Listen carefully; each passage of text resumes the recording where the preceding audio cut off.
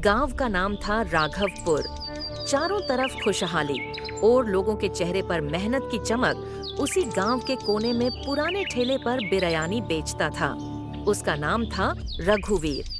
रघुवीर अपने काम में निपुण था।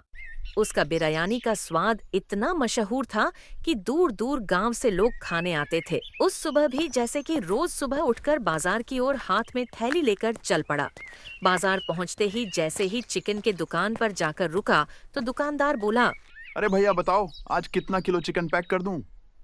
अरे भाई ज्यादा नहीं, 5 किलो कर दे। 5 किलो तो कर दूंगा, लेकिन चिकन तो महंगा हो गया, 240 रुपया किलो हो गया भाई। कर दो भाई, अब तो कोई रास्ता भी तो नहीं है। तभी रघुवीर बाजार से चिकन लेकर घर की तरफ चल पड़ा, लेकिन दिल में चिंता थी। रघुवीर और उनकी पत्नी प्रियंका दोनों मिलकर बिरयानी बनाकर बाजार में ठेले लेकर आ पहुंचा। अरे यार, चिकन का तो दाम बढ़ गया, हमको भी तो बिरयानी का भी दाम बढ़ाना पड़ेगा।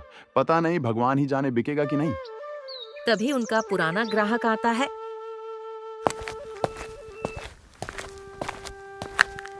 अरे भैया चलो फटाफट एक प्लेट बिरयानी लगा दो।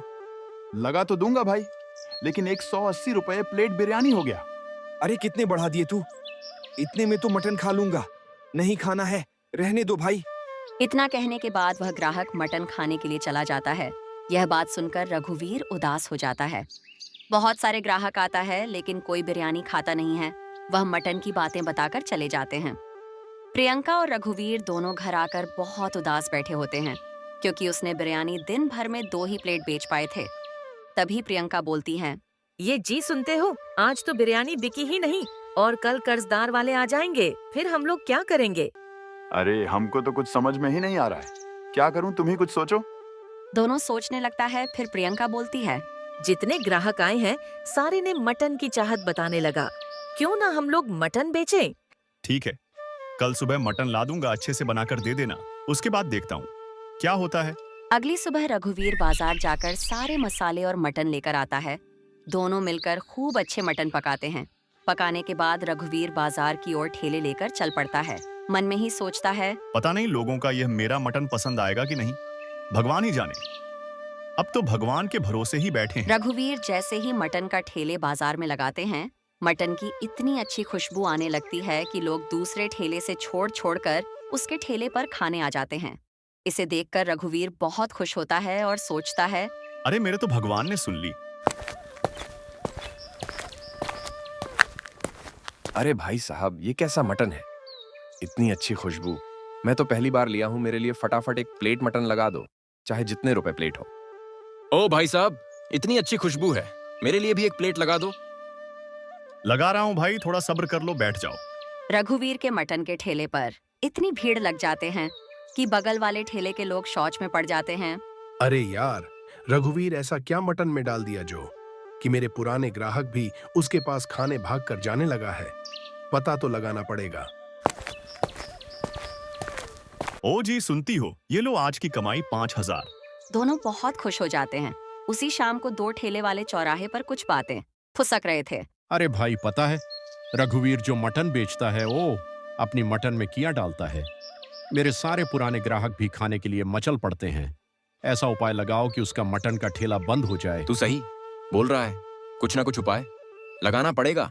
दोनों मिलकर प्लान बनाकर अगली सुबह के उसके ठेले पर आ जाता है।